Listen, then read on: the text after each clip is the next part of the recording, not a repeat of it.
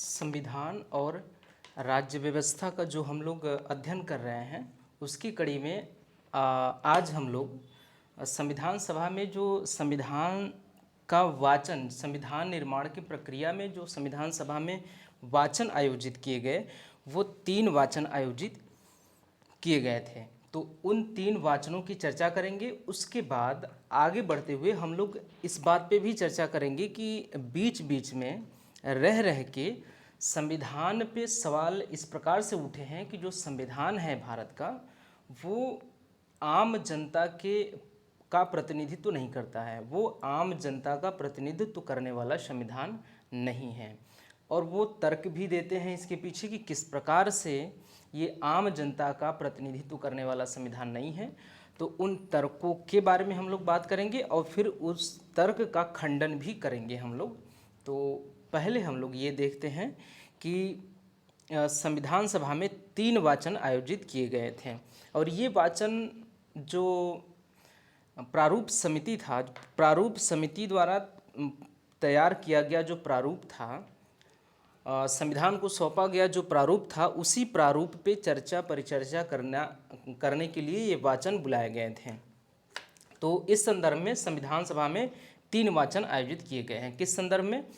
प्रारूप समिति पे चर्चा परिचर्चा करने के लिए और उसमें किस प्रकार के प्रावधान उसमें से हमें संविधान में लेना चाहिए और किस प्रकार के प्रावधान हमें हटा देना चाहिए और किस तरह के संशोधन के बाद कौन से प्रावधान को हमें लेना है, ये सारी बातें होनी थी इन वाचनों के माध्यम से।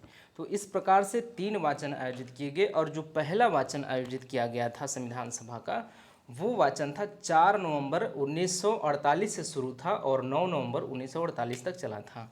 तो पहला वाचन का जो डेट है,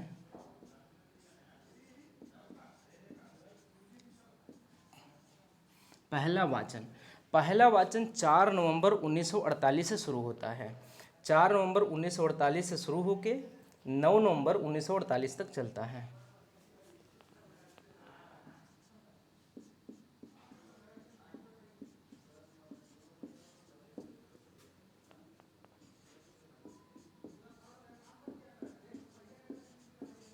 उन्नीस तक पहला वाचन चलता है और ये वही वाचन है जिसमें क्या हुआ था कि संविधान का जो प्रारूप तैयार हुआ था उसमें क्या क्या चीज़ें हैं, वो सारी चीज़ें सभी सदस्यों को बताया गया था।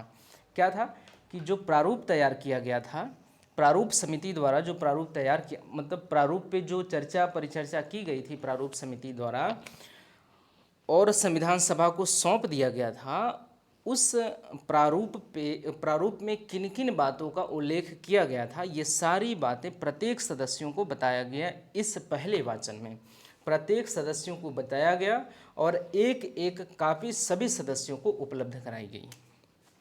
तो इसमें हुआ क्या कि प्रारूप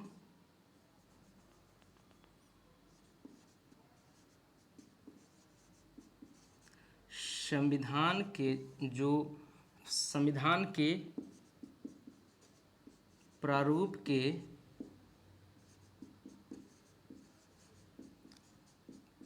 प्रावधानों को सभी सदस्यों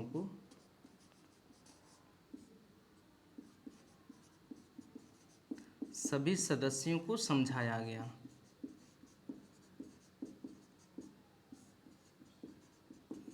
और एक काम और किया गया कि प्रारूप का जो ये प्रारूप है, प्रारूप की प्रति फोटोकॉपी सभी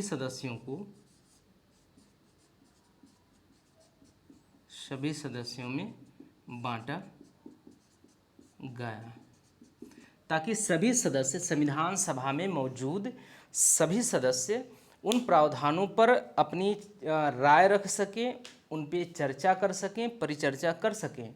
इसलिए क्या किया गया कि संविधान सभा द्वारा एक फोटोकॉपी, एक प्रति जो है प्रारूप का, वो सभी में बांट दिया गया। और उसके बाद पहला जो काम हुआ था वो ये कि जो प्रारूप है, प्रारूप में जिन जिन प्रावधानों का उल्लेख किया गया था उन उन प्रावधानों के बारे में सभी सदस्यों को बता दिया गया, समझा दिया गया। दो काम कर दिए गए पहले वाचन में। पहला वाचन तो आप याद रखिएगा कि 4 नवंबर 1948 से प्रारंभ होता है और 9 नवंबर 1948 तक पहला वाचन समाप्त हो जाता है और इसमें इस तरह के 2 कार्य किए जाते हैं। इसके बाद आयोजन किया जाता है दूसरे वाचन का, और जो दूसरा वाचन है, दूसरे वाचन का आयोजन किया जाता है 15 नवंबर से। कब से? 15 नवंबर 1948 से 17 अक्टूबर 1949 तक, और ये सबसे लंबा वाचन था। सबसे लंबा वाचन अगर पूछा जाए कि कौन सा था संविधान सभा का, तो सबसे लंबा वाचन जो था वो था दूसरा वाचन। तो आगे बढ़ते हुए हम लोग दूसरे वाचन की बात करें तो 15 नवंबर 1948 से शुरू होता है और अक्टूबर 17 1949 तक चलता है।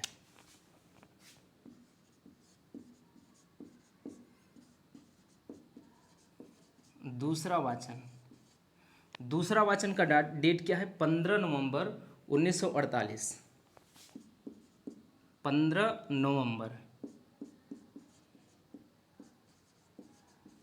1948 से 17 अक्टूबर 1949 तक ये वाचन चलता है।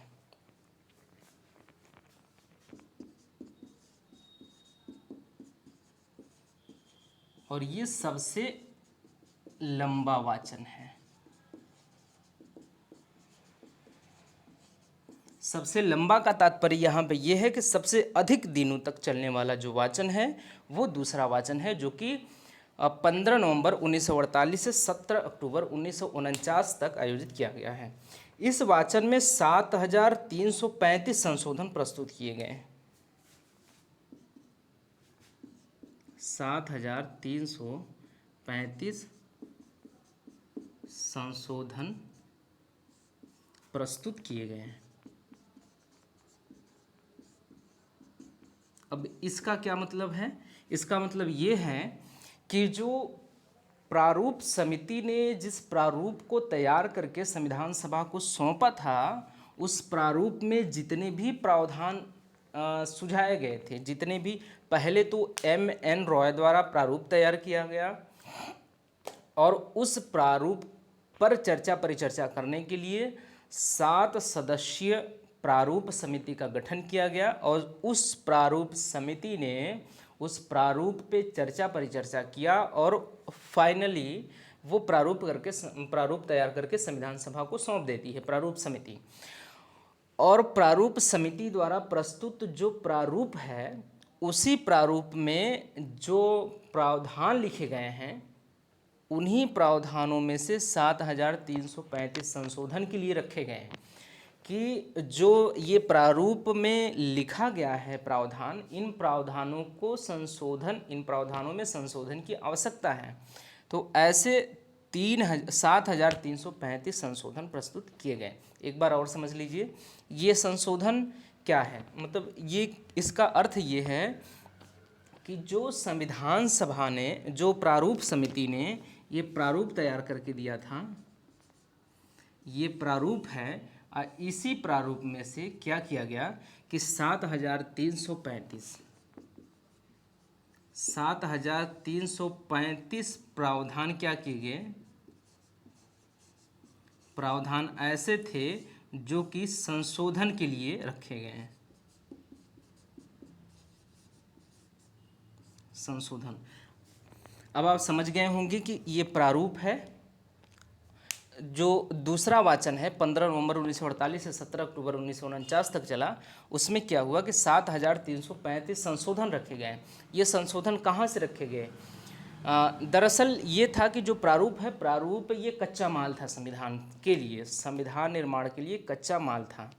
अगर एक तरह से हम अगर मान लें, मतलब एक बार हम लोग अगर मान के चलते हैं उदाहरण के तौर पे कि अगर प्रारूप में जितने प्रावधान लिखे गए थे वो सभी के सभी प्रावधान एकदम सटीक होते, एकदम सही होते, तो हो सकता था कि ये जो प्रारूप है वही संविधान होता। जो आज का संविधान है, उस समय का जो प्रारूप था वही आज का संविधान होता। तो सभी प्रावधान थे वही प्रावधान। तो 7,000। अब अगली बात अगर आप देखें तो 2,473, इसमें से एक बात और देख लीजिए तो समझ में और अच्छे से आएगा। 2,473 जो प्रावधान है वे संशोधित किए भी गए। जो 7,335 रखे गए संशोधन के लिए, उनमें से 2,473 संशोधित किए गए, संशोधित किए गए हैं। अब हम लोग देखें कि ये जो प्रारूप है 2,473, इस प्रारूप की बात कर रहे हैं। ये प्रारूप है जो कि 2,473 संशोधन के बाद ये संविधान बन गया। अगर 2,473 संशोधन की बात करें तो 2,473 प्रावधानों में संशोधन करके वही प्रारूप को संविधान बना दिया गया। तो आप ये समझ सकते हैं कि जो 7,335 ये क्या किए गए, संशोधन के लिए प्रस्तुत किए गए, उनमें से 2,473 संशोधित कर दिए गए और बाकी सब वैसे के वैसे रख लिए गए। जब रखा गया होगा संविधान सभा में तो जो वैसे के वैसे प्रावधान जो प्रारूप में थे एक्सेप्ट कर लिए गए। उसमें चर्चा परिचर्चा हुई होगी और फिर उसके बाद सही लगा होगा कि नहीं ये बदलने योग्य नहीं है, इसमें संशोधन करने की आवश्यकता नहीं है, तो फिर नहीं किया गया होगा और उसको वैसे ही रख लिया गया होगा। और 2,473 ऐसे प्रावधान होंगे जिसमें चर्चा परिचर्चा करने के बाद लगा होगा कि हाँ इसको बदल देना चाहिए, इसको ऐसे ही संविधान में शामिल नहीं करना चाहिए, तो उसको बदल दिया गया। तो दो काम किए गए। मतलब दो बातें याद रखने योग्य हैं दूसरे वाचन में। अब चूंकि ये जो है इतना लंबा वाचन है, ये 2 लाइन में हम लोग कंप्लीट कर ले रहे हैं, लेकिन ये जो बड़ी प्रक्रिया है 7,335 संशोधन रखा गया, ये एक दिन में नहीं हुआ होगा, इतने पूरे दिन में किया गया है। 2,473 संशोधन करके फिर संविधान में शामिल कर लिया गया। तो इसी तरह से संविधान का निर्माण हुआ। पहले वाचन में हम देखते हैं कि सभी सदस्यों में एक एक कॉपी बांट दी जाती है और सभी सदस्य उसका अवलोकन करते हैं, उस पर चर्चा और परिचर्चा करते हैं। परिचर्चा करने के बाद सभी सदस्य पाते हैं कि 7,335 प्रावधान इसमें से बदलने चाहिए। तो कोई सदस्य किसी और प्रावधान को, कोई सदस्य 10, कोई 20, ऐसे ऐसे करके सभी संशोधन के लिए रखे होंगे। तो कुल मिलाकर 7,335 संशोधन के लिए रखा गया होगा और उसके बाद फिर उसमें से 2,473 संशोधन भी कर लिए गए और बाकी सभी प्रावधान वैसे के वैसे रख लिए गए। ये बात याद रखिएगा कि जो प्रारूप है, इसी प्रारूप में लिखे गए प्रावधानों का ही संशोधन हो रहा है। ये बात आप अच्छी तरह से अपने जहन में उतार के रखिएगा कि जो 7,335 संशोधन प्रस्तुत किए गए, ये कहाँ से, ये प्रारूप में लिखे गए प्रावधानों में संशोधन की बात हो रही है। तो ये संशोधन कहाँ किए गए, तो प्रारूप में लिखे गए प्रावधानों में संशोधन किया गया। तो 2,473 संशोधन किया गया प्रारूप में और यही संशोधन करने के बाद वही संविधान बन गया। कुल मिला के प्रारूप ही संविधान है, जो प्रारूप है वही संविधान है, लेकिन थोड़ा सा उसमें बदलाव ये है कि 2,473 प्रावधान संशोधित करके बाकी प्रारूप को ही रख लिया गया है। और 2,473 प्रावधान जो है वो कम नहीं है। हम ये पूरी तरह से नहीं कह सकते कि जो संविधान है वो प्रारूप ही है, क्योंकि काफ़ी बदलाव हुआ है। 2,473 संशोधन हुए हैं। इतने बदलाव के बाद उस प्रारूप को रखा गया, तो वो प्रारूप दरअसल वही प्रारूप नहीं रह जाएगा जो तैयार किया गया था, क्योंकि 2,473 संशोधन उन प्रावधानों में कर दिए गए हैं। इतनी बातें हम लोग देख लेते हैं। यहाँ पे 2 वाचन कंप्लीट हुआ और इसी वाचन पे यही तो अब तो संविधान बन के तैयार हो गया, क्योंकि इतने अब क्या हुआ, प्रारूप में इतने संशोधन रखे गए और इतने संशोधन पारित भी कर दिए गए। उसके बाद संविधान में शामिल कर लिया गया। शामिल करने के बाद उसके बाद संविधान तो तैयार हो गया। अब इसके बाद तीसरा वाचन आयोजित किया जाता है। तीसरे वाचन की बात हम लोग करें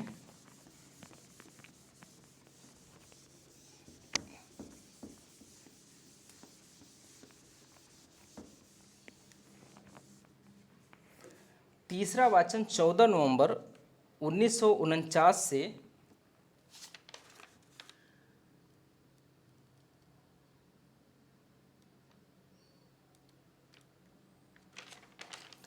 14 नवंबर 1949 से 26 नवंबर 1949 तक।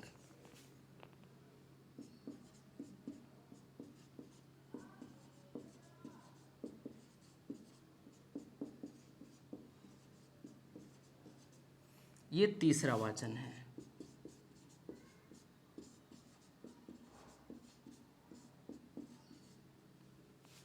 यही डेट है, ये लास्ट वाचन है और यही डेट है जब हमारा संविधान बन के तैयार हो जाता है। और 26 नवंबर 1949 को ही राष्ट्रीय संविधान दिवस, भारत में संविधान दिवस के रूप में मनाया जाता है, क्योंकि इसी दिन संविधान बन के तैयार हो जाता है। सब कुछ तैयार हो जाने के बाद इस वाचन में वाक्य विन्यास पर ध्यान दिया गया। इसमें क्या गया, वाक्य विन्यास पर ध्यान दिया गया। अब सब कुछ बन के तैयार हो गया था, सभी प्रावधानों को सुनिश्चित कर लिया गया था कि यही प्रावधान सम्मिलित होंगे संविधान में, और सम्मिलित कर लिए भी गए। इसके बाद वाक्य विन्यास पर ध्यान दिया गया। वाक्य विन्यास पर ध्यान दिया गया और देखा गया कि जो प्रावधान लिखा गया है उसका अर्थ भी वही है। ऐसा न हो कि लिखा गया है कुछ और लेकिन उसका अर्थ अलग ही निकल कर आ रहा है। शाब्दिक अशुद्धियों को भी ठीक किया गया।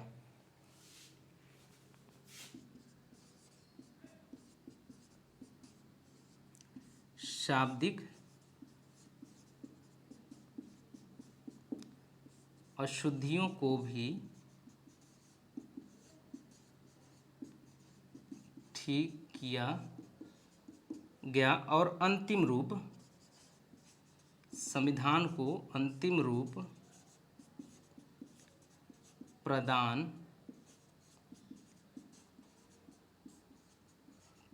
कर दिया गया। ये इस तरह से संविधान बन के तैयार हो गया हमारा।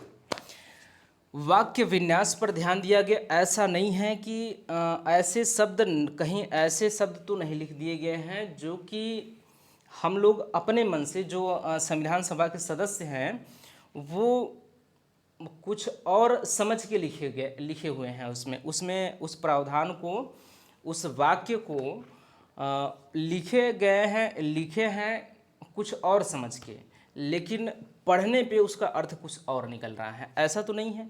ऐसे वाक्यों को ठीक किया गया। और उसके बाद शाब्दिक अशुद्धियों को भी ठीक किया गया। जो शाब्दिक, जो एक एक शब्द में जो अशुद्धियां हैं, जो स्पेलिंग मिस्टेक हैं और जो मात्रा, कॉमाज वगैरह जो होते हैं, उन सभी चीज़ों को यहाँ पे ठीक किया गया। उसके बाद अंतिम रूप प्रदान कर दिया गया।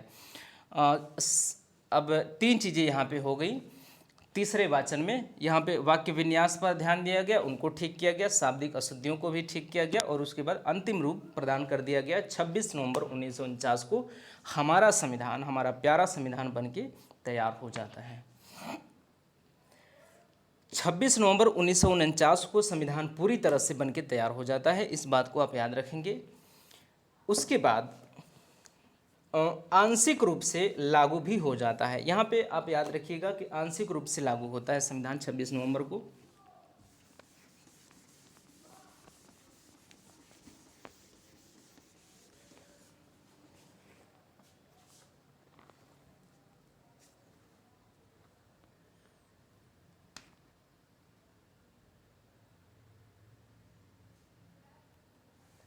छब्बीस नवंबर 1949 को आंशिक रूप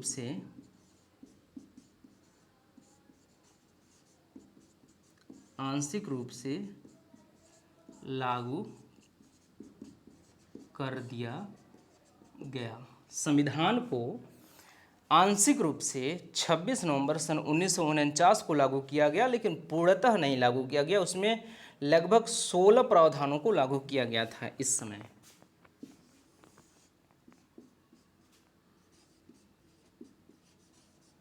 लगभग 16 प्रावधानों को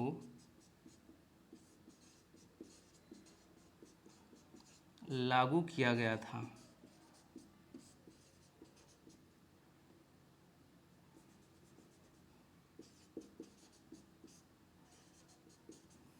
कितने? 16 प्रावधानों को लागू किया गया था। इस बात को याद रखेंगे। आंशिक रूप से, इसका मतलब कि पूर्णतः लागू नहीं किया गया था, इस बात को आप याद रखेंगे। पूर्णतः कब लागू हुआ इस बात को आप जानते हैं, 26 जनवरी 1950 को।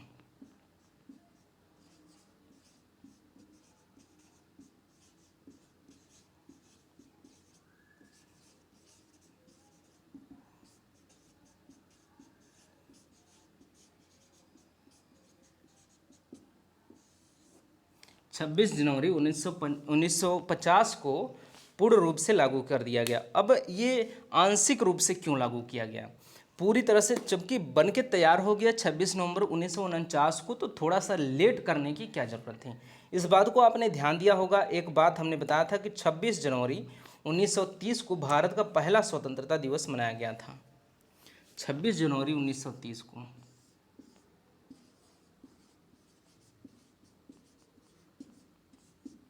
1930 को भारत का पहला स्वतंत्रता दिवस मनाया गया था। पंडित जवाहरलाल नेहरू द्वारा वो जो पूर्ण स्वराज की मांग की गई थी लाहौर अधिवेशन में, उसी के बाद 26 जनवरी 1930 को भारत का पहला स्वतंत्रता दिवस मनाया गया था।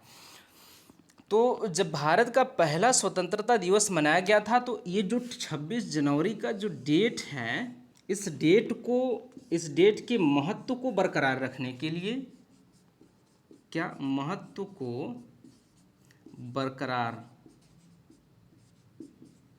रखने के लिए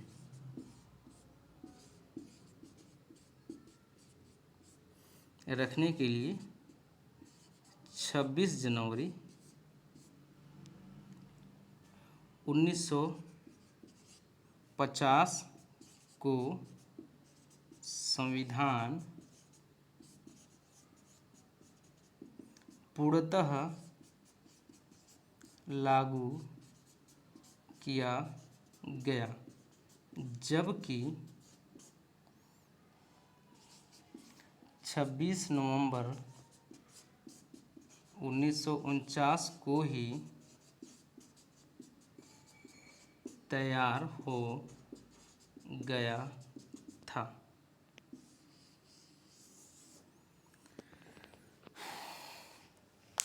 यहाँ तक की कहानी हम लोगों की होती है कंप्लीट।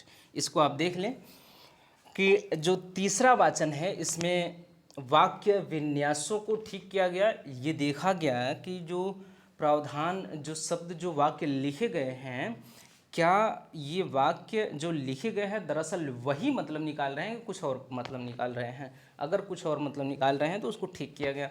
शाब्दिक जो शब्द में अशुद्धियाँ थीं उनको ठीक किया गया और उसके बाद अंतिम रूप प्रदान कर दिया गया। लेकिन आंशिक रूप से लागू किया गया। 26 नवंबर 1949 को बन के तो पूरी तरह से तैयार हो गया, लेकिन आंशिक रूप से लागू किया गया।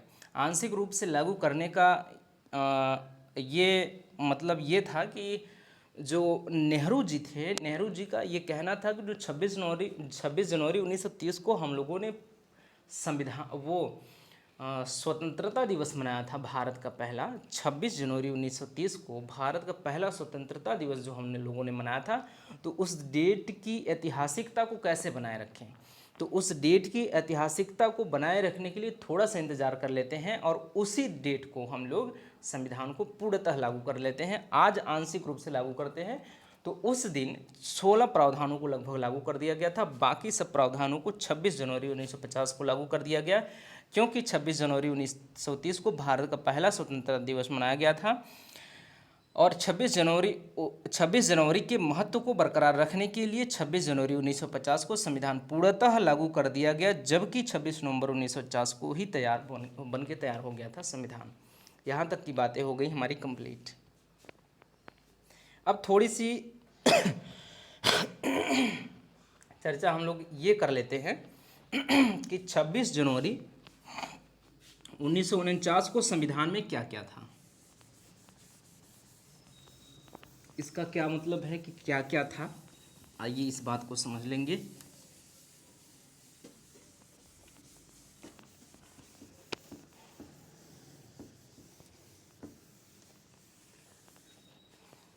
देखिए कि 26 नवंबर 1949 को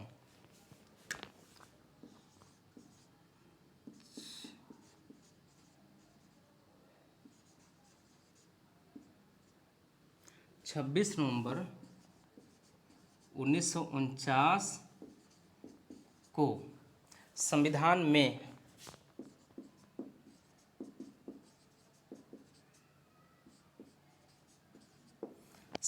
में क्या क्या था? भाग थे कितने? 22।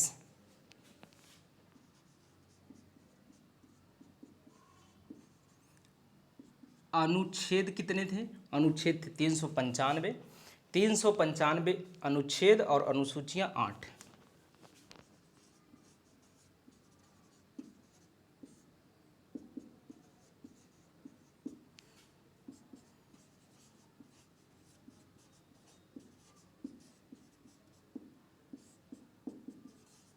अनुसूचियां 8 थी। तो इस प्रकार से संविधान था।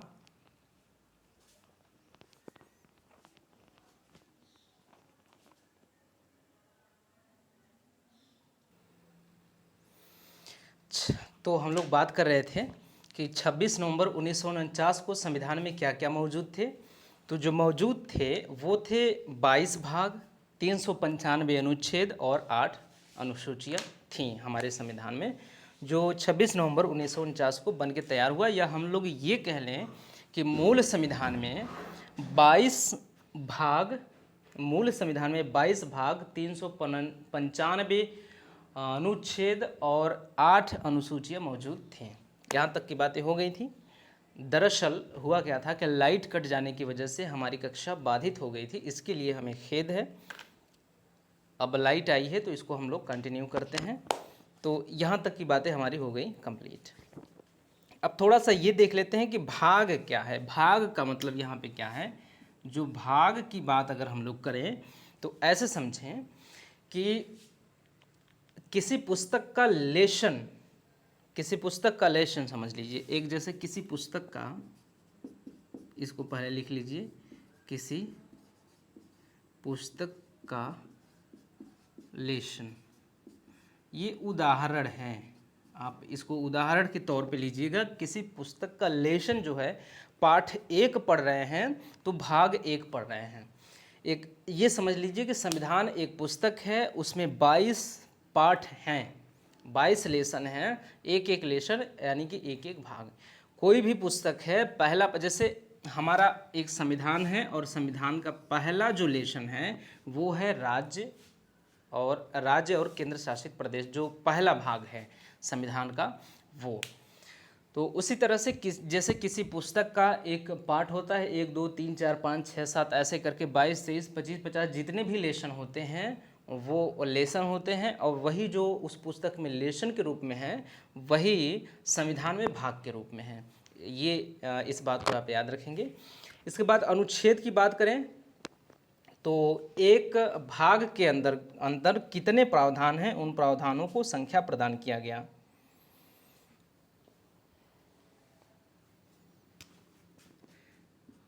जैसे कि एक भाग में कितने प्रावधान हैं, प्रत्येक प्रावधानों को एक नंबर दिया गया। प्रत्येक प्रावधान को एक संख्या प्रदान किया गया।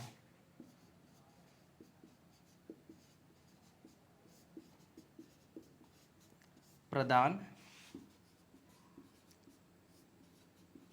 किया गया। वही संख्या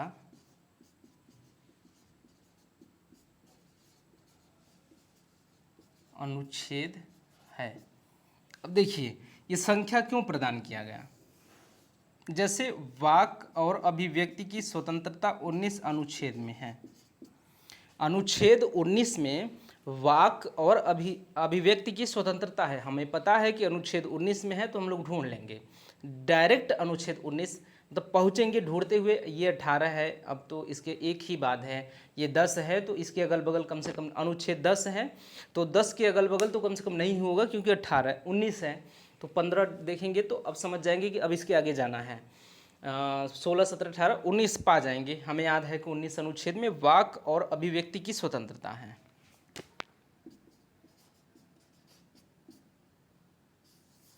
अब वाक से इतने से आप समझ जाइए, वाक और अभिव्यक्ति की स्वतंत्रता है अनुच्छेद 19 में।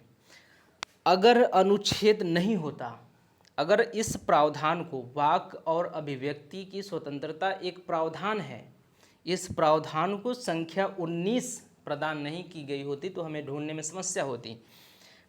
अगर ये 19 नहीं होता, सिर्फ होता वाक और अभिव्यक्ति की स्वतंत्रता संविधान में एक प्रावधान है, अब हमें ढूंढना पड़ता। तो 395 अनुच्छेद में हम 1 2 3 करके 395 पूरा का पूरा अनुच्छेद ढूंढते, तब जाके बीच में कहीं मिलता, क्योंकि हमें पता ही नहीं है कि है कहाँ ये।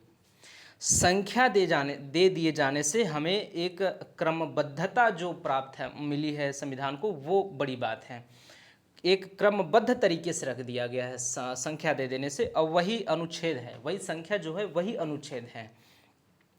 तो संख्या का ये महत्व है कि अगर हम लोग अनुच्छेद वाक और अभिव्यक्ति की स्वतंत्रता का जो प्रावधान है, उस प्रावधान को हम लोग ढूंढना चाहते हैं, तो जब हम खोलेंगे संविधान का पन्ना तो देखेंगे ये तो 50वां अनुच्छेद है, वापस चलना है।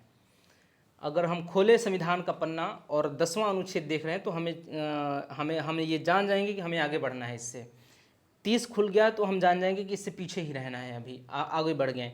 अगर ये 19 नहीं रहेगा तो हम लोग 30 खोल लिए, तब भी हमें ये पता नहीं होगा कि हमें आगे जाना है ढूंढने के लिए कि पीछे जाना है ढूंढने के लिए। 20 भी खुल गया है, यद्यपि अनुच्छेद 20 भी खुल गया है, तब भी हमें ये नहीं पता होगा कि हमें पीछे ही जाना है कि अभी आगे जाना है ढूंढने के लिए, लेकिन एक पीछे जाएंगे तब जाके मिल जाएगा।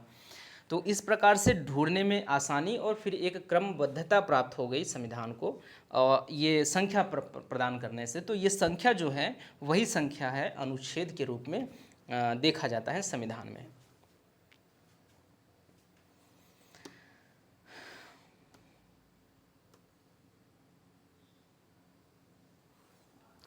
अब अनुसूचियों के बारे में क्या है, इसको देख लें।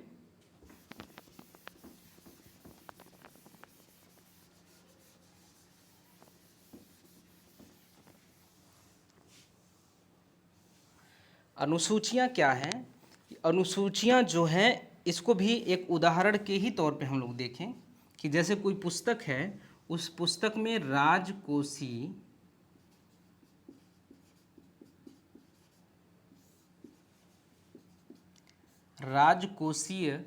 घाटा के बारे में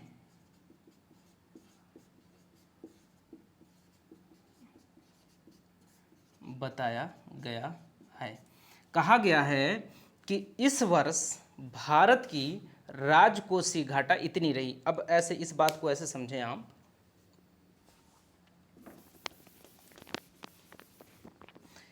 मान लेते हैं उदाहरण के तौर पे हम एक बात लें कि 2023 में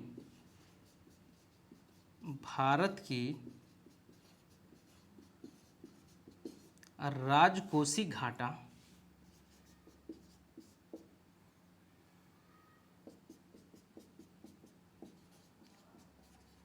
करोड़ रहने वाली है, ये चीज़ लिखा हुआ है। अब क्या है कि जो राजकोषीय घाटा शब्द है, ये अपने आप में एक बहुत बड़ा शब्द है और इसको समझाने की ज़रूरत है, इस आवश्यकता है कि इसकी व्याख्या करी जाए। ठीक, आवश्यकता है कि राजकोषीय घाटा जो शब्द है इसकी व्याख्या करी जाए। तो आप कभी कभी किसी पुस्तक में पढ़े होंगे कि जहाँ कठिन शब्द आता है उसी के ऊपर लिख दिया जाता है 1 2 3 या 4 ऐसे करके लिखा जाता है, और जब आप लास्ट पेज खोलेंगे, जब पुस्तक को पढ़ लेंगे तो लास्ट में एक करके यही राजकोषीय घाटा के बारे में यहाँ पे विस्तार से लिख देगा। समझ रहे होंगे आप? फिर से समझिए कि लिखा हुआ है किसी पुस्तक में, अर्थशास्त्र की किसी पुस्तक में लिखा गया है कि 2023 में भारत की राजकोषीय घाटा XX करोड़ होने वाली है, रहने वाली है। अब राजकोषीय घाटा जो शब्द है व्यापक शब्द है, कठिन शब्द है, इसको ज़रूरत है इसकी व्याख्या करने की।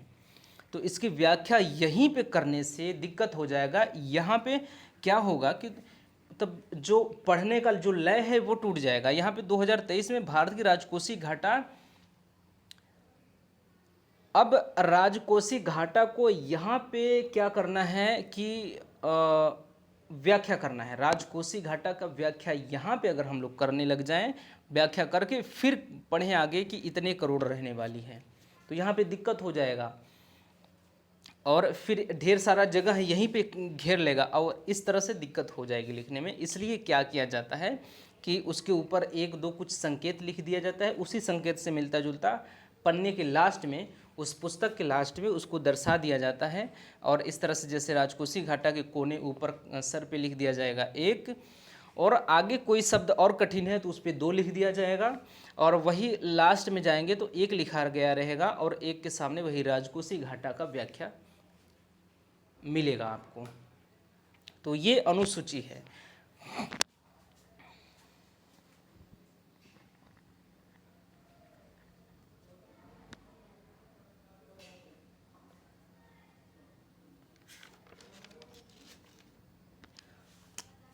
एक उदाहरण ऐसे लीजिए, जैसे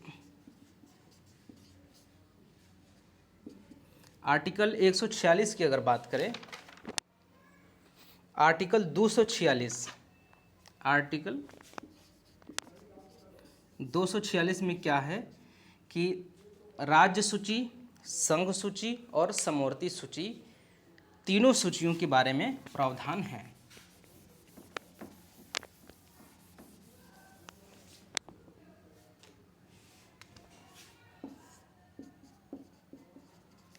राज्य सूची, संघ सूची, समवर्ती सूची, तीनों सूचियों के बारे में प्रावधान है कि राज्य सूची पे राज्य कानून बनाएगी, संघ सूची पे सरकार कानून, केंद्र सरकार कानून बनाएगी, और समवर्ती सूची पे दोनों सरकारें मिलकर कानून बनाएंगी। ये प्रावधान यहाँ पे लिख गया है। और इसी प्रावधान के साथ अगर यहीं पे हम लिखते कि राज्य सूची में कौन कौन से विषय शामिल होंगे, से विषय, और वहीं यहाँ भी केंद्र में कौन कौन से विषय, समवर्ती में कौन कौन से विषय शामिल होंगे।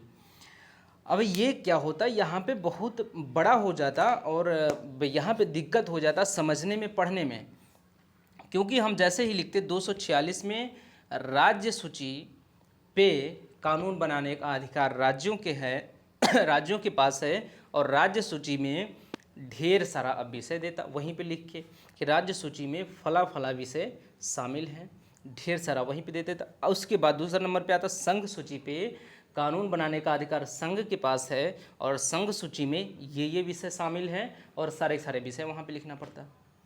ऐसे ही समवर्ती सूची ढेर बहुत बड़ा प्रावधान हो जाता। इससे बचने के लिए क्या किया गया कि राज्य सूची, संघ सूची यहाँ प्रावधान कर दिया गया, लेकिन अलग से 7वीं अनुसूची में अनुसूची बना दिया गया, और 7वीं अनुसूची में बता दिया गया कि राज्य सूची, संघ सूची या समवर्ती सूची में कौन कौन से विषय शामिल होंगे। क्या किया गया, 7वीं अनुसूची में इन सभी विषयों को लिख दिया गया। अब यहाँ पे आप समझ गए होंगे कि भाग क्या है, अनुच्छेद क्या है, अनुसूचियाँ क्या हैं। ये जानना जरूरी था, छोटी छोटी बातें हैं, इन सबको आप याद रखेंगे। 1 मिनट।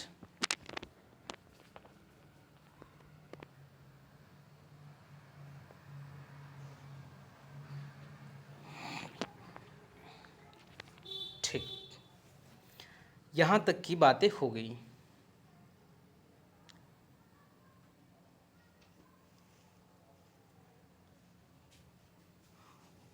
अब ये प्रारंभिक समय की बात है। अब 2021 की अगर बात करें,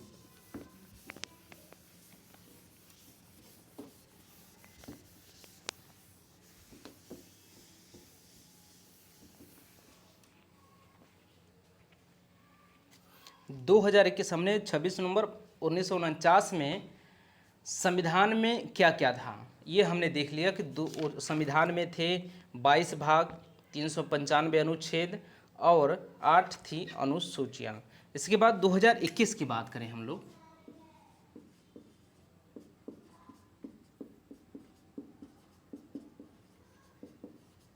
संविधान में क्या क्या, कितने अनुसूचियाँ, कितने भाग, क्या क्या अभी मौजूद हैं।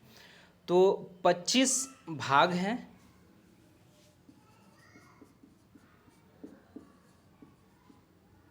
भाग कितने हैं, 25 हैं, वो भी व्यवहारिक। इस बात को भी हम लोग समझेंगे कि व्यवहारिक का क्या मतलब है।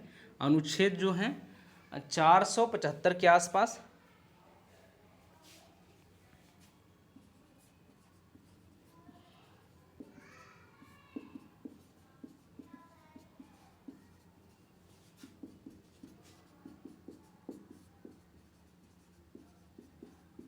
व्यवहारिक रूप से, और जो अनुसूचियां हैं वो हैं 12।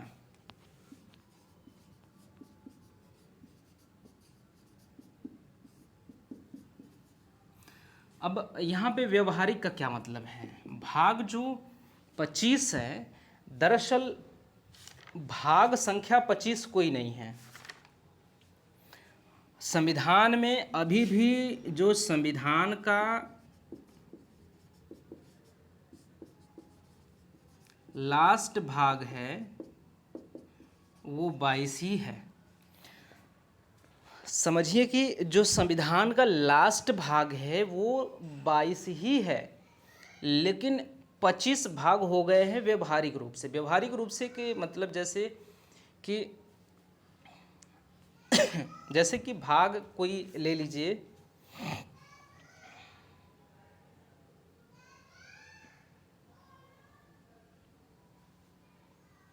जैसे भाग 9,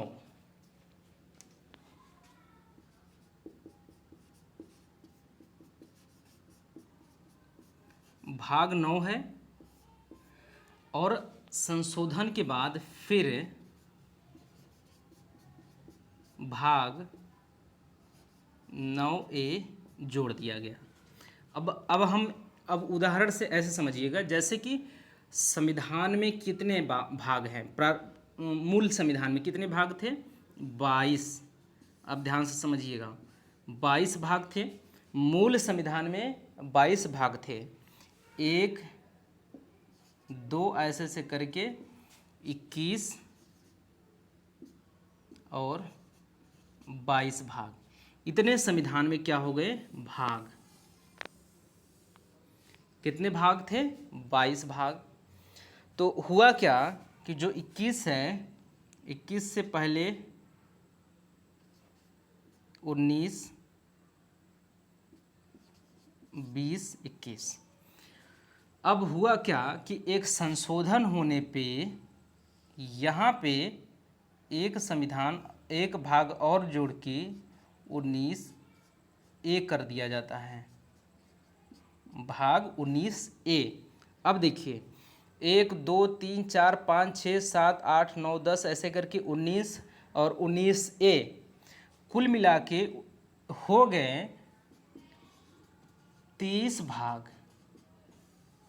कुल मिला के कितने भाग हो गए, भाग तो बढ़ के 23 हो गए, एक भाग बीच में जुड़ गया, लेकिन लास्ट का भाग अभी भी 22 ही है। ये कहने का मतलब कि व्यवहारिक रूप से इसी प्रकार से जितने भी भाग जुड़े बीच में, उतने भी ए करके या हिंदी में अ करके जोड़े गए हैं। तो इस प्रकार से जो लास्ट भाग है संविधान का वो 22 ही है, लेकिन बीच में जुड़ जुड़ के मतलब कि अंग्रेजी के अक्षर ए का प्रयोग करके 25 कर दिया गया। 22 3 भाग और जोड़े गए हैं और 25 कर दिया गया है। तो भाग हो गया व्यवहारिक रूप से, इसको आपने समझ लिया। और ऐसे ही अनुच्छेद की भी बात करें तो ऐसे ही 395 अनुच्छेद हैं, बीच में अनुच्छेदों को जोड़ा गया, जैसे 19 अनुच्छेद 19 1 ए, जैसे अनुच्छेद 21 है और संशोधन करके 21A भी जोड़ दिया गया। तो मान लेते हैं कि 395 अनुच्छेद थे, 395 अनुच्छेद थे। लास्ट अनुच्छेद जो था, अनुच्छेद संख्या 395 था, और यहाँ पे अनुच्छेद 1 है, बीच में ढेर सारे अनुच्छेद हैं। एक अनुच्छेद आता है यहाँ पे 21, और यहीं पे एक अनुच्छेद और जोड़ देते हैं 21A। अब क्या हो जाता है, अनुच्छेदों की संख्या +1 होके 396 तो होती है, लेकिन लास्ट अनुच्छेद जो है वो 395 ही है। समझ रहे हैं, जो लास्ट अनुच्छेद है वो 395 ही है। इसी के कारण हम इसको कह रहे हैं व्यवहारिक रूप से, सैद्धांतिक रूप से जो जो इसका सिद्धांत है, जो अनुच्छेद संख्या है वो लास्ट वाला 395 ही है, लेकिन बीच में A, B, C ऐसे जोड़ जोड़ के अनुच्छेदों की संख्या बढ़ाई गई है। तो यहाँ तक की बातें हमारी हो गई कंप्लीट, और यहाँ तक कि संविधान के संदर्भ में सारी बातें कंप्लीट हो गई। आज घड़ी नहीं लगा है, घड़ी देखने की आदत होगी। अब यहाँ तक हमारी बातें सब कंप्लीट हो गई हैं। अब हम लोग प्रवेश करेंगे कहाँ, उद्देशिका में। उद्देशिका से पहले हम लोग एक विवाद पे बात करेंगे, और बहुत ही ज़रूरी है उस विवाद पे बात करना और इस बात को समझना कि वो विवाद क्या है, और फिर उस विवाद का खंडन भी हम लोग करेंगे। उस जो संविधान को लेकर प्रश्न उठाए गए हैं, भारतीय संविधान को लेकर कुछ लोगों द्वारा बीच में रह के जो प्रश्न उठाए गए हैं, उस प्रश्न को देखेंगे कि कैसे प्रश्न उठाए गए हैं और फिर उसका खंडन हम लोग किस प्रकार से करेंगे।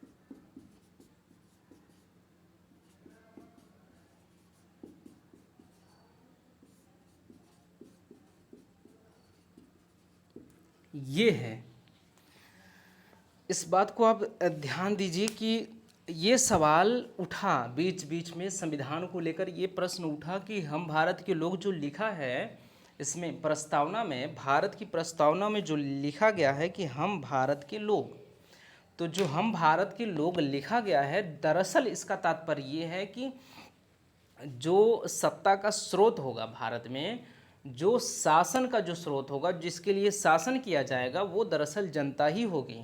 जनता की इच्छाओं और उनकी महत्वाकांक्षाओं का प्रतिनिधित्व करेगा ये संविधान। जो संविधान ये बना है, ये प्रस्तावना में लिखा जा रहा है हम भारत के लोग, जो लिखा है, इसका मतलब ये है कि जो ये संविधान है, ये संविधान भारत की जनता की इच्छाओं और आकांक्षाओं का प्रतिनिधित्व करेगा। एक बार और सुने कि जो भारत की प्रस्तावना में ये लिखा गया है, हम भारत के लोग, इस शब्द का अर्थ ये है कि जो संविधान ये बनाया गया है, तैयार किया गया है, ये भारत की जनता के इच्छाओं और आकांक्षाओं का प्रतिनिधित्व करता है या करेगा। तो यहाँ पे सवाल उठाए गए, बहुत से सवाल ये उठाए गए, उनमें से एक ये था कि हम भारत के लोग, लिख मात्र देने से ही हम ये कैसे मान लें कि ये भारत की जनता का प्रतिनिधित्व करता है। मतलब कि लिख देने से कैसे हम मान लें? हम लिख मात्र देने से संविधान की प्रस्तावना में या उद्देशिका प्रस्ताव में अगर आप लिख दे रहे हैं हम भारत के लोग, तो इससे ये कैसे सिद्ध हो पा रहा है, ये कैसे हम मान लें कि ये जो संविधान बना है ये भारत के सभी जनता, भारत के समस्त जनता की इच्छाओं और आकांक्षाओं का प्रतिनिधित्व करता है? वो कहते हैं कि नहीं करता है, लिख मात्र देने से नहीं होगा। उनका तर्क क्या है? उनका तर्क देखिए,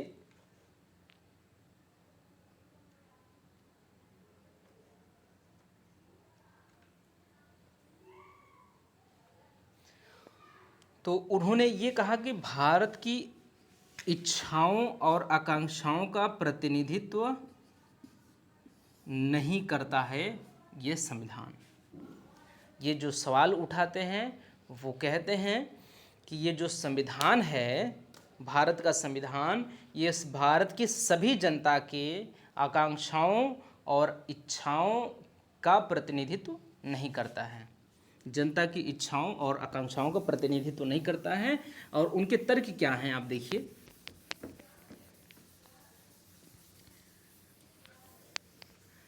ये प्रश्न जो उठा है एक बार और आप ध्यान से सुन लीजिए।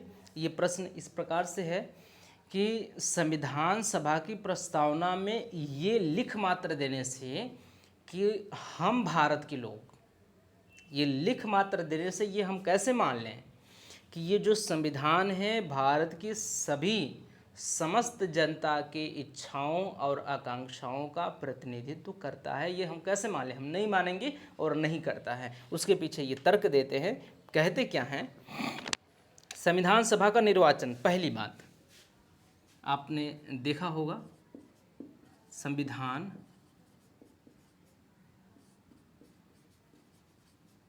सभा का निर्वाचन, आप इस पे नज़र डालिए। ये कहते हैं निर्वाचन। संविधान सभा का निर्वाचन पे आप अगर नज़र डालिए तो ये अप्रत्यक्ष रूप से हुआ था।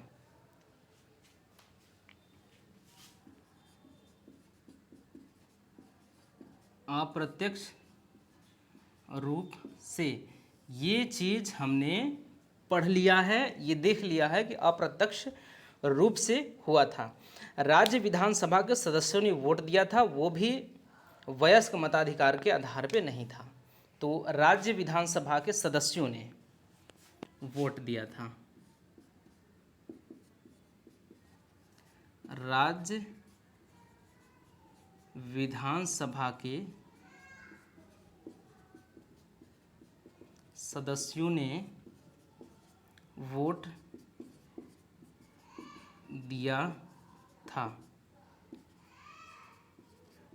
वयस्क मताधिकार पर नहीं था। दो चीजें थीं। राज्य विधानसभा के सदस्यों ने वोट दिया था और ये वोट वयस्क मताधिकार पे नहीं था। अब देखिए, अब थोड़ा सा लिंक करिएगा कि राज्य विधानसभा के सदस्यों ने वोट दिया था, तो राज्य विधानसभा के सदस्यों को किसने चुना था? राज्य विधानसभा के सदस्यों को किसने चुना था? आप इस बात को अगर जान पाते हैं तो ये जान पाएंगे कि सच में ये जो सवाल उठा रहे हैं कहीं न कहीं से लॉजिकली है, दिख रहा है। क्योंकि राज्य विधानसभा के सदस्यों को वोट देने वाले वही व्यक्ति थे, खास रकम जो टैक्स पे करते थे, जो टैक्स पेयर थे।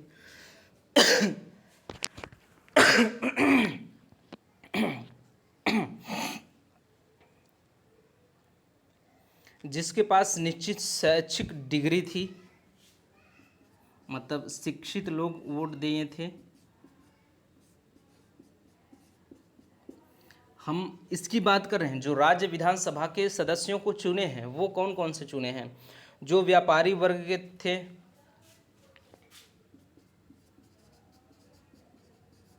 व्यापारी वर्ग, धनी वर्ग, ऐसे लोग क्या किए थे, राज्य विधानसभा के सदस्यों को चुने थे। अब यहाँ पे ध्यान दीजिएगा कि राज्य विधानसभा के सदस्यों की कुल जनसंख्या का 28% लोगों ने ही चुना था।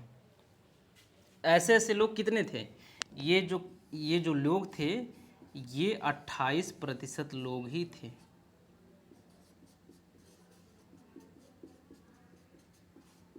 ऐसे थे। अब यहाँ तक की बातें अब फिर से अच्छे तरीके से समझने का प्रयास करेंगे हम लोग, कि कुछ और लिख लें तब समझें।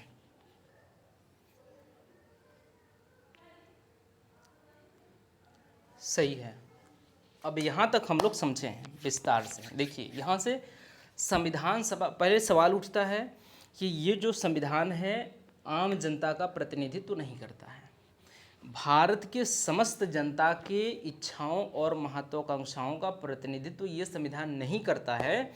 इसके पीछे ये तर्क देते हैं कि पहले आप अपने संविधान सभा के निर्वाचन पे नज़र डालिए जरा, तो देखिए कि अप्रत्यक्ष रूप से चुनाव हुआ था आपका, और वो भी उसमें भाग किसने लिया था, वयस्क मताधिकार पे तो नहीं हुआ था, पहली बात।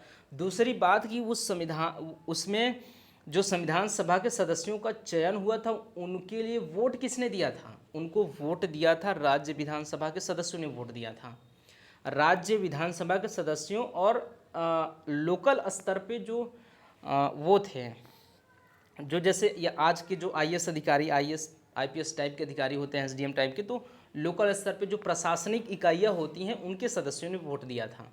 इस प्रकार के लोगों ने वोट दिया था कुल मिला के, किसको, राज्य विधान सदस्यों को चुनने के लिए। मतलब इसमें किसमें, जो संविधान सभा के सदस्यों को चुनने के लिए अब फिर से देखिएगा, संविधान सभा के सदस्यों को चुनने के लिए राज्य विधानसभा के सदस्यों ने वोट दिया था, एक। दूसरा, जो क्षेत्रीय स्तर पे शासन प्रशासन की इकाइयों के सदस्यों ने वोट दिया था, 2 लोगों ने। आप यहाँ पे लिख लीजिए क्योंकि कन्फ्यूजन ना हो इस बात को। ये 1 नंबर पे है, ये दूसरे नंबर पे कि क्षेत्रीय प्रशासन की इकाइयाँ, इन सभी ने क्या किया था, वोट किया था। किसने, राज्य विधानसभा के सदस्यों ने और क्षेत्रीय प्रशासन की इकाइयाँ। और इनको किसने वोट दिया था, ये आप याद रखिए, इनको वोट दिया था जो टैक्स देता था, जो शिक्षित लोग थे, जो व्यापारी लोग थे, जो धनी लोग थे। और ऐसे लोग सिर्फ 28% थे। इसका तात्पर्य ये है कि संविधान सभा के जो सदस्य थे, इनको कितने लोगों ने, भारत के 28% लोगों ने ही चुना था। ये आप याद रखें। उनका कहना है कि संविधान सभा का निर्वाचन पर नज़र डालिए, आप देखेंगे कि अप्रत्यक्ष रूप से चुनाव होता है, उसमें क्षेत्रीय प्रशासन की इकाइयाँ भाग लेते हैं, राज्य विधानसभा के सदस्य जो है वो भाग लेते हैं, वही वोट देके संविधान सभा के सदस्यों को चुनते हैं। उनको वोट दिया था टैक्स पेयर, शिक्षित लोग, व्यापारी वर्ग, धनी वर्ग लोगों ने, इस प्रकार के लोगों ने वोट दिया था। ऐसे लोग सिर्फ 28% थे। इन लोगों ने, इस 28% लोगों ने इनको चुना और इसने इनको चुना। अप्रत्यक्ष रूप से 28% लोगों ने ही संविधान सभा के सदस्यों को चुना। तो ये पूरे के पूरे भारत का प्रतिनिधित्व कैसे माना जाएगा, सिर्फ 72% लोगों ने नहीं चुना, तो उन 72% लोग कहाँ जाएंगे,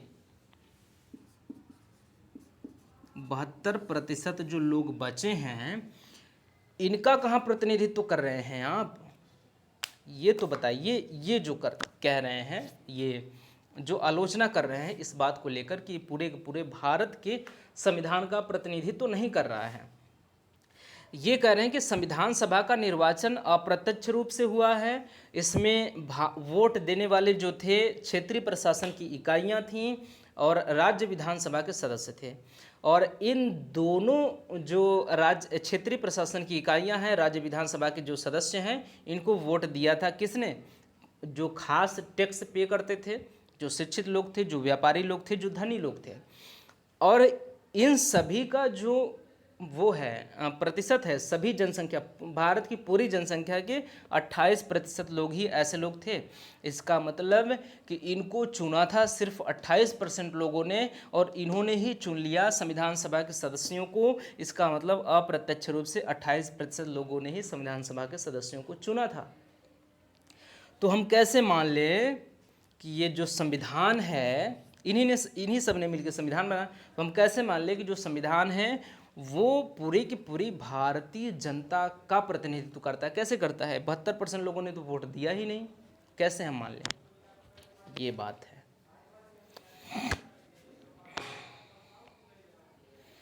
देश के बहुत छोटे हिस्से के प्रतिनिधियों के द्वारा संविधान सभा के सदस्यों को चुना गया। तो इसका कहना यह है कि देश की एक बड़ी जनसंख्या ने संविधान बनाने वाले को नहीं चुना था, तो यह दूसरे देश की जनता की इच्छा का, आकांक्षा का प्रतिनिधित्व कैसे करेंगे?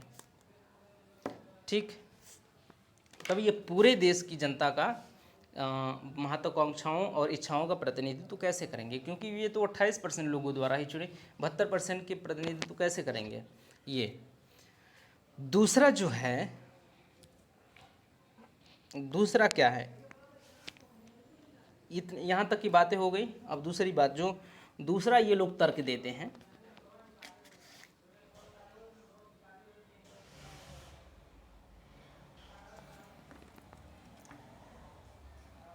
दूसरे तर्क की हम लोग बात करें,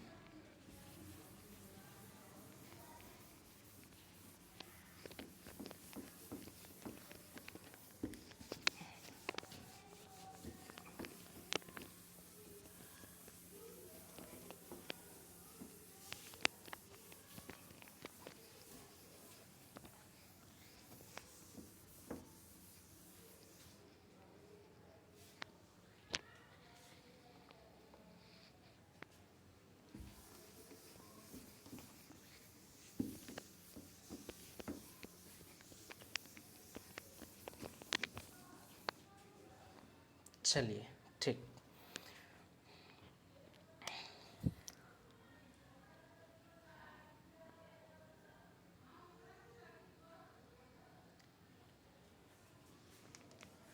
अब सीटों की संख्या बात करें। सामान्य सीटें कितनी थी? 212। सामान्य सीटें कितनी थी? 212 थी। मुस्लिम सीट कितनी थी? 4 थी।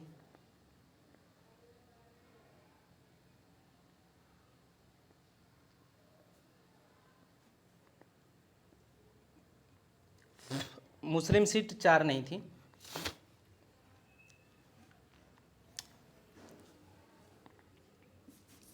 यहाँ पे इस चीज़ को हटा दें। यहाँ पे हम ये देखने का प्रयास करें कि 203 सीटें सामान्य सीटें से ली, 4 सीटें जो थी ये सिख सीटों में से हासिल की, ये मुस्लिम सीटों में से हासिल की कांग्रेस ने। सामान्य सीट से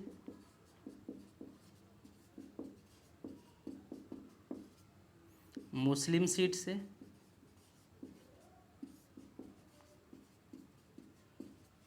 एक सीट सिख सीट से।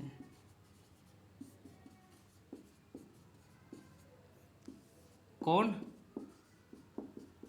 कांग्रेस ने हासिल किया, ये किया है। कुल मिला के 203 4 7 1 8 208 सीटें। 208 सीटें हो गई कांग्रेस की।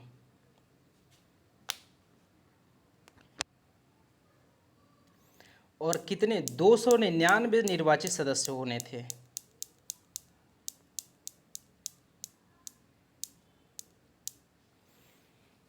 299 सदस्य होने थे, जिसमें से 70 मनोनीत होने थे। 299 सदस्य थे। भारत और पाकिस्तान की बंटवारा के बाद 299 कुल सदस्य 299 होने थे, और जिसमें से 70 क्या थे? मनोनीत थे, मनोनीत होने थे। कितने हो गए? 9 दो दो 229 सदस्य क्या थे, निर्वाचित होने थे कुल मिला के। 229 सदस्य क्या होने थे, निर्वाचित होने थे, जिसमें से 208 सीटें कांग्रेस को मिली। 208 सीटें कांग्रेस को मिली, तो बची कितने, 9 में से 8, 1 2, 21 सीटें अन्य को मिली और बाकी जो है वो कांग्रेस को मिली। कुल मिला के 229 में से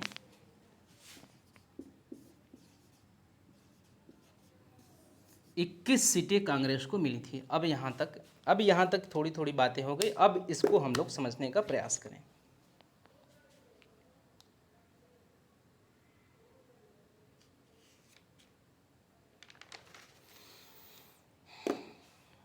अब देखिए ये लोग क्या कहते हैं, ये लोग कहते हैं कि जो संविधान सभा था, जो संविधान सभा में चुन के पहुँचे, दरअसल वो तो कांग्रेस ही थी।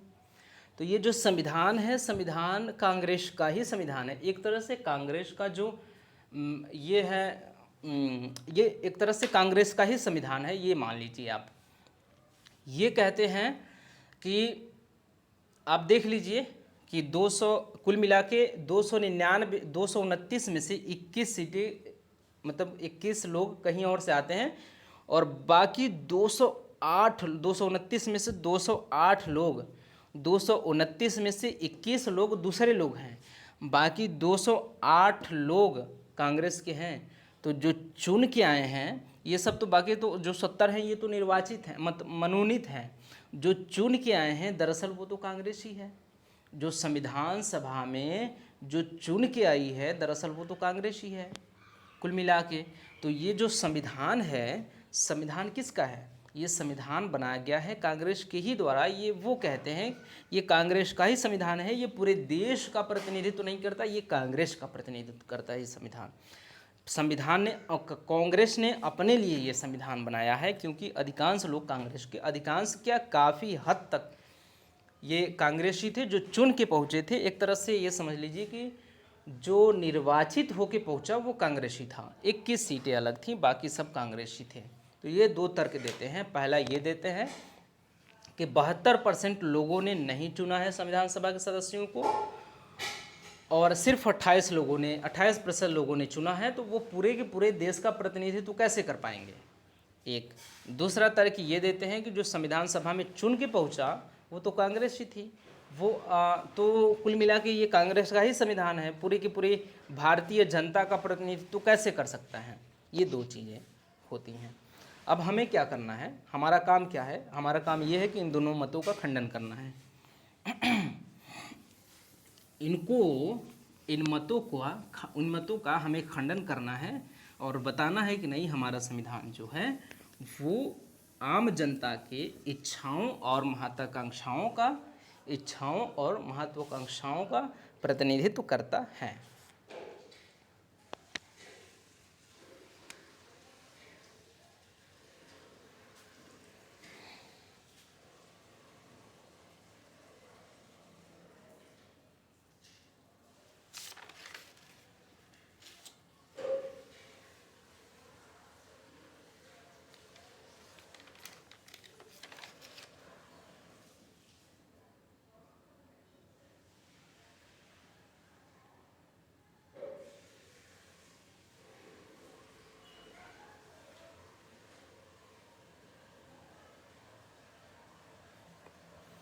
जो हमें खंडन करना है वो इस प्रकार से है।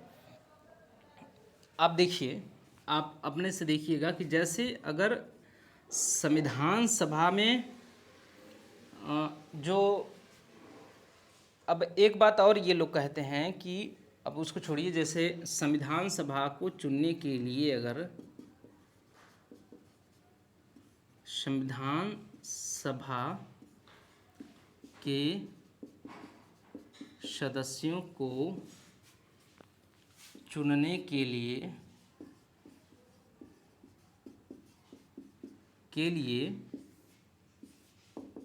अगर वयस्क मताधिकार का प्रयोग होता तो जनता किसको चुनती। ये बात अब ये बात आती है। अब देखिए कि वो तो कहते हैं कि जो संविधान सभा के सदस्यों का चयन हुआ है वयस्क मताधिकार पे नहीं हुआ है, कुछ 28% लोगों ने ही दिया था, 72% लोगों ने नहीं दिया था। तो कुल मिला के 100% लोगों को भी अगर ये मौका दिया जाता कि आप संविधान सभा के सदस्यों को चुनिए, तो आप ये देखिए कि ये जो जनता थी ये किसको चुन सकती थी। ये जनता अंततः उन्हीं को चुनती क्योंकि वही प्रभावशाली नेता सभी थे और वो कांग्रेस में ही थे। अब ये देखिएगा कि दोनों मतों का खंडन है, क्योंकि कांग्रेस को ही चुना गया ये वो कहते हैं और दूसरा कहते हैं कि 72% 28% लोगों ने ही वोट दिया। उन दोनों मतों का खंडन एक ही बात में ये होगा कि दूसरी बात ये थी कि जो अधिकांश बड़े नेता थे जो स्वतंत्रता सेनानी थे, जो भारत की स्वतंत्रता के लिए लड़ाई लड़ रहे थे, वो तो अधिकांश कांग्रेस के ही थे। और कांग्रेस इसीलिए ही बनी थी कि वो भारत की स्वतंत्रता की लड़ाई लड़ सके। कांग्रेस का निर्माण इसी उद्देश्य से हुआ था उस समय। तो बहुत प्रभावशाली जो नेता थे जो स्वतंत्रता के लिए लड़ रहे थे वो किस में थे, अधिकांश लोग कांग्रेस में ही थे। एक बात तो ये, तो चुना किसको जाता, कांग्रेस को ही चुना जाता।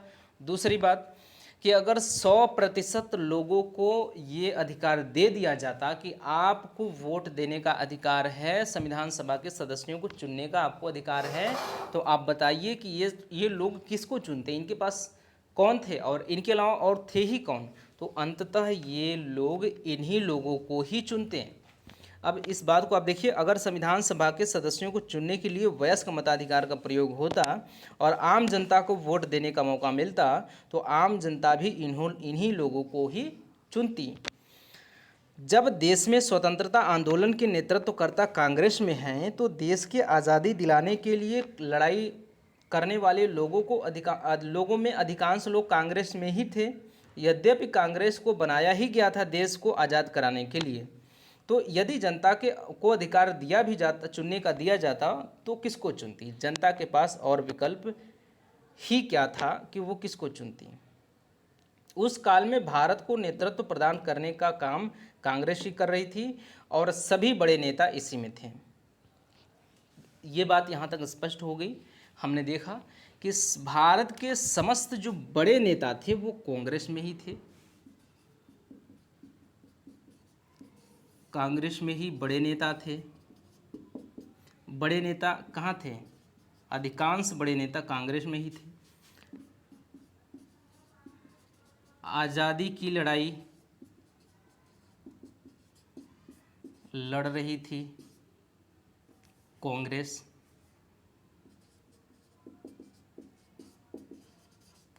यद्यपि भारत को आज़ाद कराने के लिए ही इसका निर्माण हुआ था, अधिकांश बड़े नेता इसी में थे। तो जनता को अगर स्वतंत्र किया जाता कि आप चुनिए अपने लिए संविधान सभा के सदस्यों को, तो आखिर किसको चुनती, कुल मिला के इन्हीं लोगों को चुनती। और दूसरी बात आप याद रखिएगा कि 1952 के जो आम चुनाव हुआ, 1952 का जो चुनाव हुआ,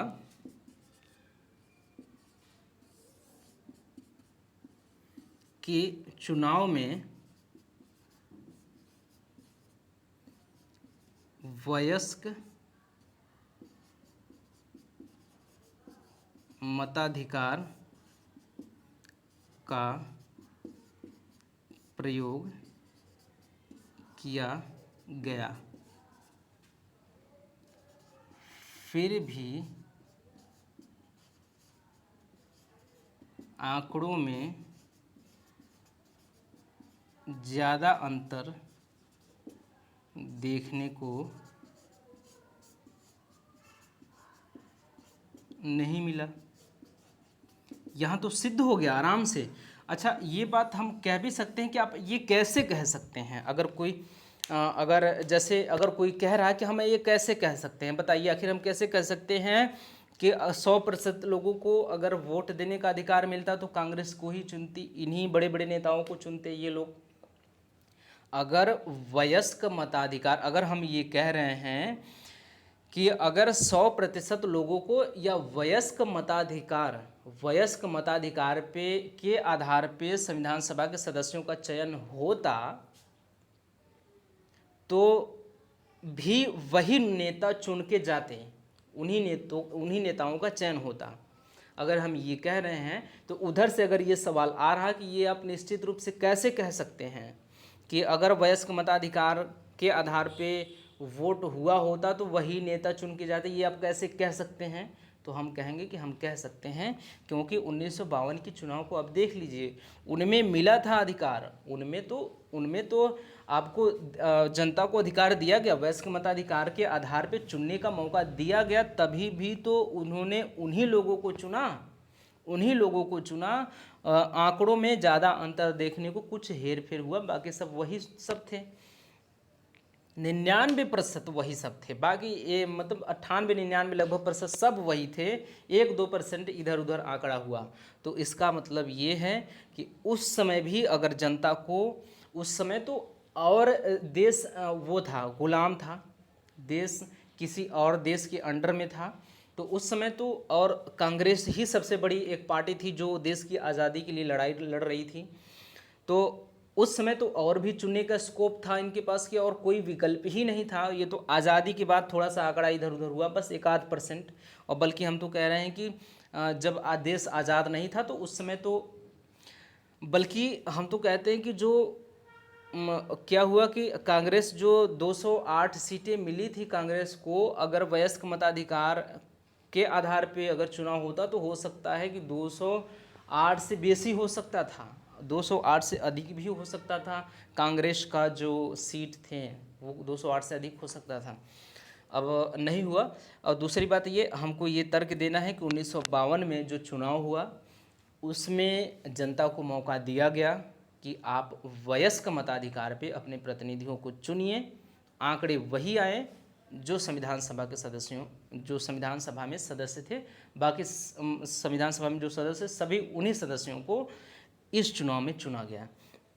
तो हम आराम से दोनों मतों का खंडन कर सकते हैं इस प्रकार से कि जब वो कहते हैं कि अधिकांश जो वो था, जो संविधान सभा में जो पार्टी थी वो कुल मिला के चुनी हुई जो पार्टी थी वो कांग्रेस ही थी, अधिकांश नेता, अधिकांश सदस्य कांग्रेस के ही थे, तो ये संविधान जो है दरअसल कांग्रेस का ही था।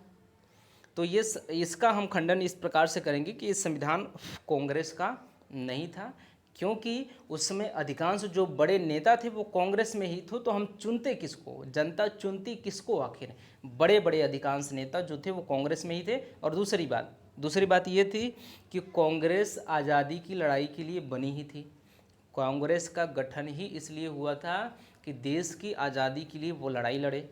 ये दूसरी बात। और पहली बात ये है कि जो भारत के स्वतंत्रता सेनानी, स्वतंत्रता के लिए लड़ाई लड़ने वाले अधिकांश बड़े नेता कांग्रेस में ही थे।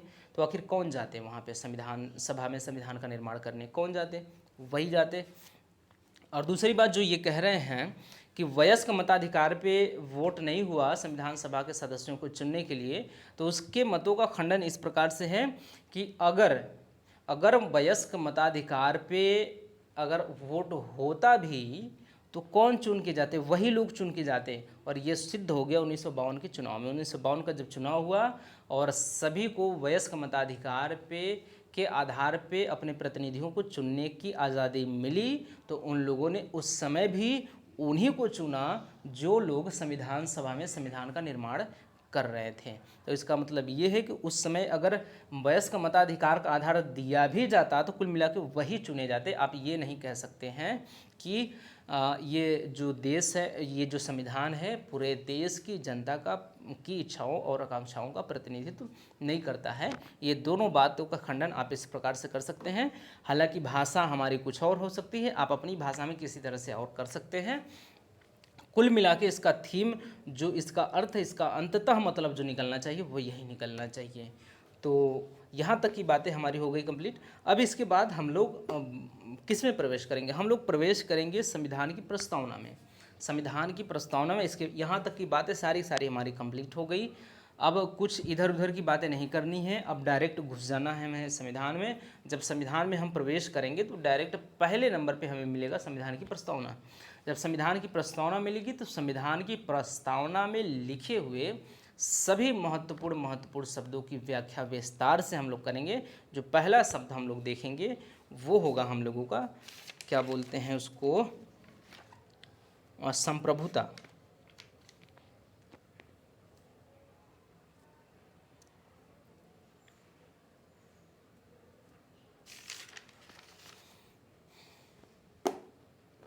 संपूर्ण प्रभुत्व संपन्न या संप्रभुता। तो इसके बारे में हम लोग देखेंगे। हम लोगों का टॉपिक होगा भारत और संप्रभुता, या भारत का संविधान और संप्रभुता, भारत की जनता और संप्रभुता। संप्रभुता में हम लोग देखेंगे क्या भारत संप्रभु देश है या नहीं है, क्या संविधान में प्रस्तावना में लिख मात्र देने से कि हम एक संप्रभु देश हैं तो हो जाते हैं कि सचमुच हैं, अगर हैं तो फिर किस प्रकार से हैं, अगर नहीं हैं तो फिर किस प्रकार से नहीं हैं, और फिर आने वाले समय में भारत के सामने अपनी संप्रभुता को मेंटेन बनाए रखने के लिए उसके आगे चुनौतियां किस प्रकार से खड़ी हो रही हैं, कौन कौन सी चुनौतियां हैं जो हमारे देश की संप्रभुता को खंडित करने के लिए आगे या सामने आ सकती हैं या ब्रेकर का काम कर सकती हैं हमारे संप्रभुता को आगे बढ़ाने के लिए। इन सारी चीज़ों पे हम लोग विस्तार से चर्चा करेंगे अगली क्लास में।